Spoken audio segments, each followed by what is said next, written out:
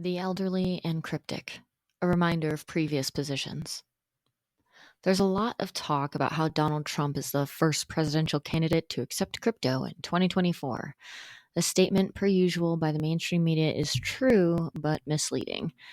Back in the 2020 presidential election, Andrew Yang was actually the first candidate to accept cryptocurrency donations for his campaign. So in 2024, is Trump the first? Yes. Is he the first ever? No. Every reader should think about this small play as we enter the general election season, and each of us hear crypto with increasing repetition.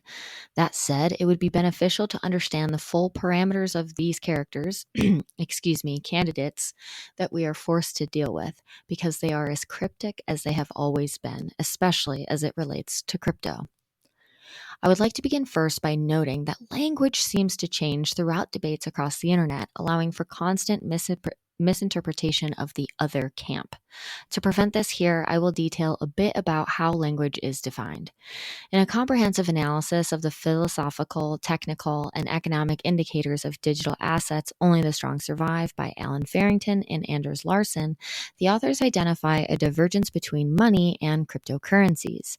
Farrington and Larson outline that a security and a yield assumes and requires a separate money, detailing that proof-of-stake algorithms lose the fight for liquidity, as the basis of value grounding has explicitly become yield, meaning that the token is fighting for liquidity not on the basis of money, but of being a security.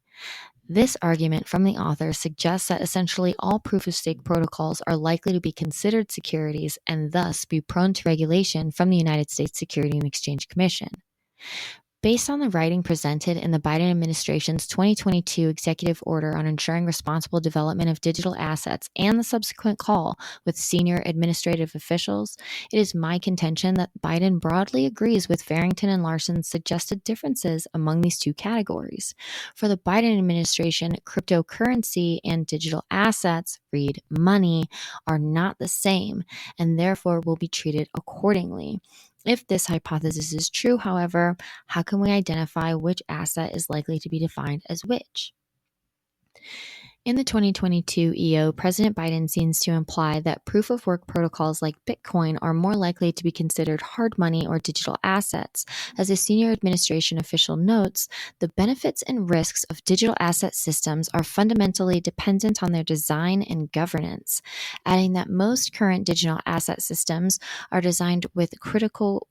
not designed with critical controls in mind, like identity, sanctions, screening, and irrevocability of illicit transactions. This very specific language seems to be targeting the governing structures of various crypto protocols and their reliance on anonymity, a heavy nod at Bitcoin. In the wake of FTX, this EO also noted the following.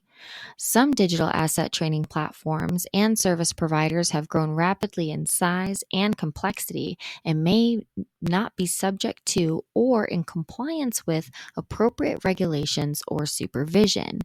This quote seems to be a reference to the proof-of-stake protocols like Ethereum, which is notorious for the Ethereum 2.0 updates meant to address scalability and complexity issues on the network.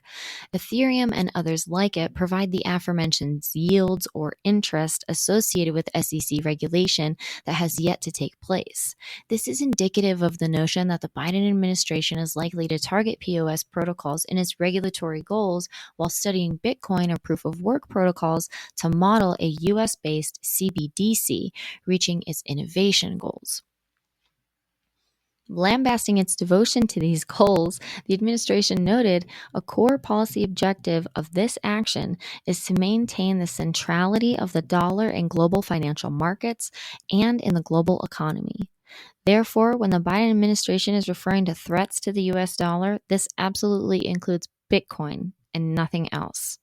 Why nothing else? All but confirming the Biden administration's hawkish disposition, state officials said that foreign central bank digital currencies, their introduction by themselves, do not threaten this dominance of the US dollar, validating that the existing CBDCs are of no concern to the United States in their current configuration, as all fiat currencies that a CBDC could peg to are highly undervalued in comparison to the dollar. In the same briefing, these stakeholders suggested that U.S. adversarial powers such as Russia use crypto to circumvent economic sanctions, thereby weakening the United States' more passive response to the Russian invasion of Ukraine. So, does the US have a vested interest in regulating crypto because nation states could use it to avoid sanctions? Or do CBDCs not really matter because all the existing currency is too weak in comparison to the dollar? Voters should understand that the Biden administration is taking a whole of government approach. On one side of the government, Biden will work to study Bitcoin to develop a United States based CBDC that will outperform the existing 40 other CBDC to protect the supremacy of the US dollar. On the other end of the government, the United States is working to actively choke the remaining sectors of crypto that are presently innovating in the DeFi space to ensure its own success against its only real competitor, Bitcoin. At the end of their call, these senior administrative officials said that this executive order signals the beginning, not the conclusion, of the administration's work around digital assets. As the ecosystem evolves, so will our approach. Here's an evolution of the Biden administration's approach to digital assets. So, what can this mean for the everyday person, though? It's not like I use the Bitcoin ATM or I pay for anything with crypto. Why should you care so long as the US wins, right? My concern lies with what the Biden administration has termed micro risk, which is apparently the risk to each individual consumer, investor, and business that engages with these assets. Previously, I was under the impression that government has the authority to intervene in such financial matters under a narrowly tailored government interest. From what I can see, protection from digital transactions is not at all a narrowly tailored exception that would merit this type of broad intervention in our financial lives. Does a president actually get to decide what risk you're allowed to take for yourself or your business? If it does, then do you really need the name brand, or can you take this generic government version instead? If it doesn't, then do you want President Biden to decide what the definition of a micro risk is, especially after the instantiation of the wildly successful microaggression? Later in the call on this EO in 2022, the administration pretended that it had no idea how the current financial system even necessitated the creation of digital assets. Joe Biden is telling the American public that it has no idea how the financial system has failed consumers and is then telling voters in the same breath what risk is allowable according to government defined terms. Why is all of this happening? Why is this so pervasive? Well, a long time ago, governments figured out how to supply a war effort from your savings account without ever having to raise taxes. This type of willful ignorance from the Biden administration is exactly the type of dangerous politicking that voters need to be aware of when seeking to cast their ballot. While discussing the future of the global financial system, the Biden administration had this to say. The EO recognizes our assessments of the risk and potential benefits of digital assets must include an understanding of how our financial system does and does not meet the current needs of consumers in a manner that is equitable, inclusive, and efficient.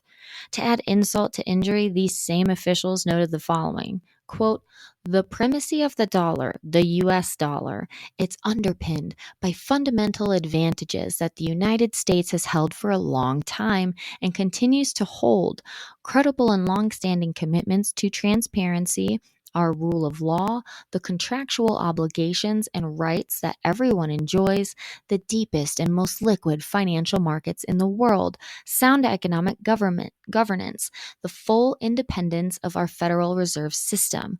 So those are the institutional features, the competitive advantages that give the dollar its primacy. From these statements, it appears that the Biden administration would like the populace and the world to forget how the US dollar and every currency before it became a reserve currency in the first place, as if our institutions were simply so robust that they were better than the gold standard purely on merits. Recall the truth. Advances in telecommunication largely drove our ultimate departure from the gold standard, as gold was increasingly unable to underpin the modern financial world. As such, gold is therefore the money, while the US dollar is the currency, operating transactions on the quote layer 2 settlement option. To put things loosely, US institutions are not money in their own right. We all know that, right?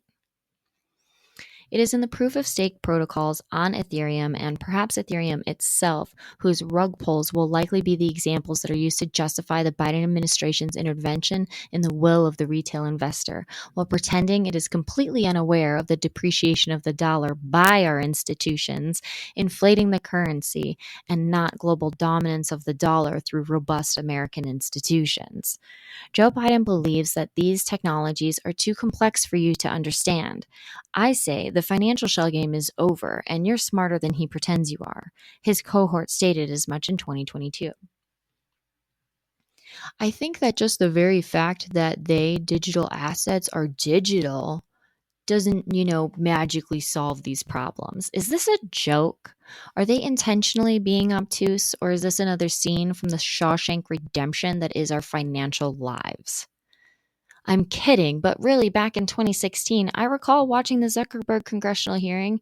You remember the one about Wi Fi? You're telling me these people can draft, debate, and execute complex legislation, use social media to promote it, enter insane trading positions as a result of their work, and they don't know what this technology is, what it does, why it's better than TradFi, or how TradFi fails? Come on now, let's be real. To be clear, the crypto industry is new, and there are a variety of scams that can be difficult to identify to the common crypto user on Robinhood or Coinbase.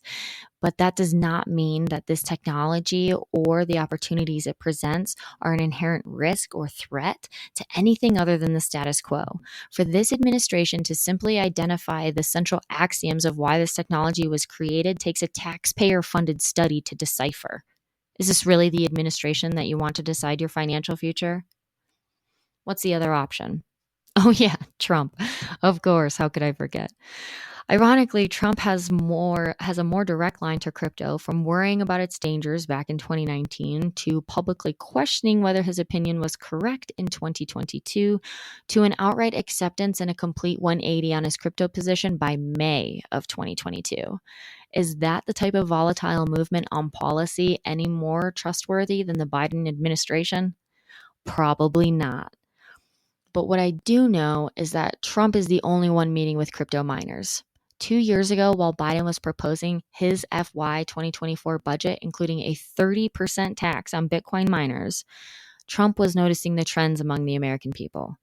By 2024, Trump is meeting with Bitcoin miners at Mar-a-Lago, while Biden is apparently just reaching out to industry leaders.